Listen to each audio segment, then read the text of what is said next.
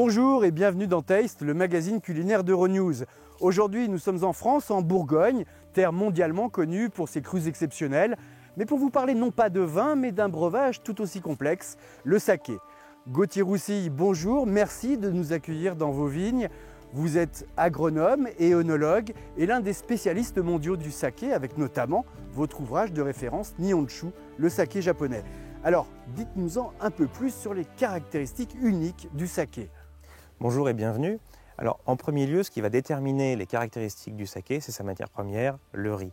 Placé dans les bonnes conditions, un fruit peut fermenter naturellement et donner du vin. Alors que ce n'est pas le cas des céréales.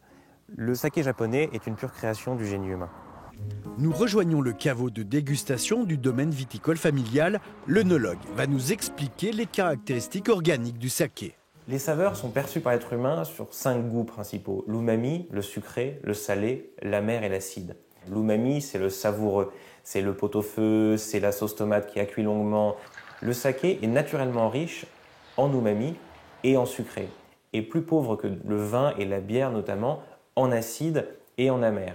Ce qui fait que le saké est naturellement perçu comme agréable, positif. Le saké s'accorde donc particulièrement bien avec certains aliments. Tout à fait, notamment avec des plats qu'il est difficile d'accorder avec d'autres boissons, comme les asperges, les œufs ou les fruits de mer. Sur ce point notamment, il a été démontré que le fer est le principal élément qui, en accord avec les fruits de mer, crée les arômes désagréables de marée. Or, le saké est très pauvre en fer. Il s'accorde donc parfaitement avec tout type de fruits de mer. Nous quittons la Bourgogne pour la Champagne, une autre terre de vin mondialement célèbre, pour retrouver Sylvain Huette, expert en saké. Sylvain, vous organisez le Salon européen du saké, le plus grand événement dédié au saké hors du Japon. Alors les cuisiniers et les chefs en Europe s'intéressent de plus en plus au saké. Il faut savoir que le saké, bien sûr, accompagne naturellement la gastronomie japonaise qui l'a vu naître, mais toute la cuisine occidentale peut en bénéficier, que ce soit la cuisine française ou italienne.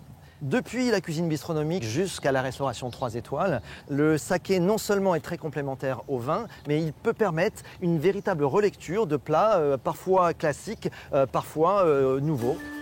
Nous sommes accueillis à l'Assiette champenoise par le chef Arnaud Lallemand, 3 étoiles au Michelin, qui aime associer dans sa cuisine fruits de mer et saké. Bonjour. Vous allez bien? Bonjour chef. Bonjour chef. Bon, on va goûter, essayer, on va faire des accords. Vous allez me faire rêver avec le saké, puis je vais essayer de vous faire voyager avec mes plats. Aujourd'hui, on va essayer de travailler sur du tourteau. Tourteau de pleine mer qui vient de Bretagne. On l'a cuit au dernier moment, on le sort de l'eau. On l'émiette délicatement à la petite pince à épiler pour vraiment avoir un maximum de végétation à l'intérieur. Et cette végétation-là, c'est ce qui va nous permettre de rebondir sur l'accord du saké avec eux.